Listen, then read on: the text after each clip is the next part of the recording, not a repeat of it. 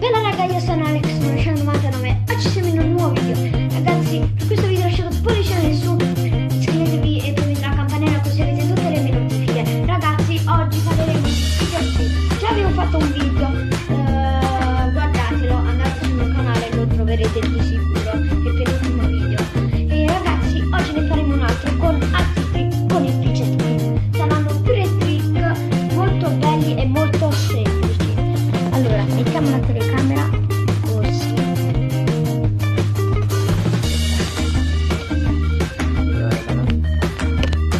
Visto che non mi vedrete mai. Ora sono dei trick, ragazzi, però sono molto facili a molto. Allora, primo passo. Dovete passare il fidget spinner all'altro.